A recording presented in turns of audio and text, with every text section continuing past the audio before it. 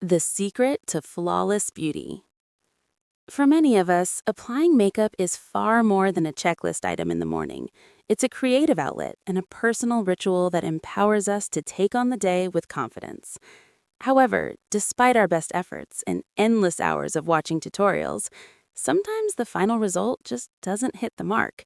It's discouraging when your reflection doesn't match your vision, and it can leave you questioning your skills.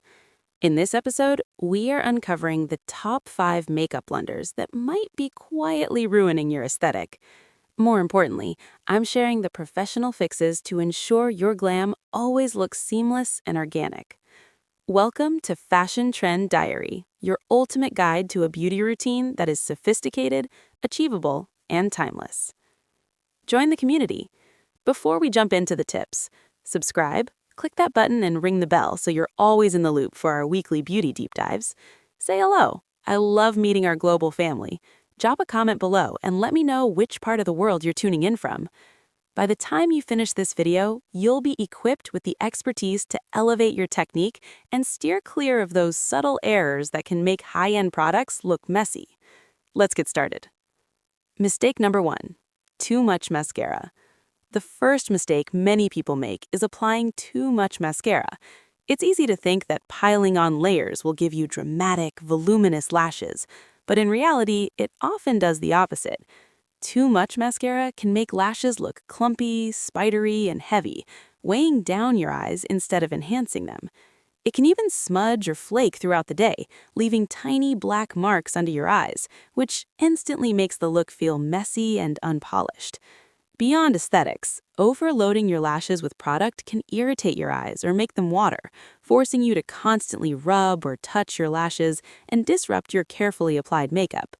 The worst part is that when this mistake happens, it doesn't just affect your eyes. It throws off the balance of your entire makeup, drawing attention to the lashes in an unflattering way instead of complementing the rest of your face. The fix. The good news is that fixing this mistake is simple once you know how to approach mascara the right way. Start with a clean, light coat, wiggling the wand at the roots and brushing upward to separate each lash. Build gradually, only where you need extra volume, and always comb through with a clean spoolie to keep lashes looking soft and natural. Optional tip. Consider swapping a purely volumizing formula for a lengthening one if your goal is elegance over drama. Try applying mascara in 2 short bursts rather than one heavy sweep. This gives better control and avoids that spidery lash effect. Question. I want to hear from you. Do you usually go for bold, dramatic lashes or a softer, more natural look? Drop your answer in the comments. Mistake number 2. Filling in your brows too early in your makeup routine. It's one of those subtle mistakes that can completely affect the harmony of your look. Many people believe that shaping and filling in their brows at the very start will instantly frame the face and make the makeup process easier, but it often has the opposite effect. When you fill in brows before prepping your skin with moisturizer, primer, or foundation, the product can smudge or appear uneven once the rest of your makeup is applied. Overdoing it from the beginning can also make the brows look too harsh, unnatural, or overly defined, drawing attention away from your other features. Even if you've perfectly shaped your brows, applying them too soon can create a disconnect between your base makeup and the brows, making the overall finish feel stiff or unpolished. The solution is simple, but requires a thoughtful approach. Always start with skin prep and your base makeup first. Foundation, concealer, and any primer should be applied and blended before touching your brows. When you do fill them in, use light, feathery strokes that mimic natural hair growth rather than coloring in the entire brow from the very beginning. A spoolie brush is essential for blending and softening the color. Optional tip. Choose a brow pencil slightly lighter than your natural hair color for everyday looks and gradually build up intensity only where needed. Question. Do you prefer bold statement brows that stand out or soft, natural arches that frame the eyes subtly? Mistake number 4. The wrong foundation shade. Mistake number 4 is using the wrong foundation shade. Many people think that as long as the foundation goes on smoothly, it's fine. But if the shade doesn't match your natural skin tone, the result can look unnatural, patchy, or disconnected from the rest of your face and neck. A foundation that's too light can make your skin appear washed out, while one that's too dark can give a muddy or orange cast. Even subtle undertone mismatches can make your complexion look off, dull, or uneven, especially in natural light.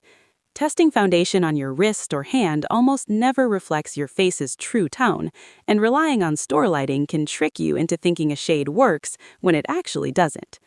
The fix: always swatch foundation on your jawline and blend it slightly down onto your neck, checking how it looks in natural daylight before committing. If you're between two shades, mix them or choose the one that disappears most seamlessly into your skin. Apply foundation in light, buildable layers instead of one heavy coat. Optional tip: for seasonal changes in skin tone, keep two shades on hand. Mixing them can give a flawless, customized match every time. Question: have you ever picked a foundation that looked perfect in the store but failed under daylight? Share your experience.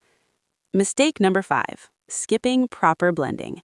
Mistake number 5 is not blending your makeup properly. Whether it's foundation, concealer, or eyeshadow, skipping proper blending creates harsh lines, patchy areas, and uneven color.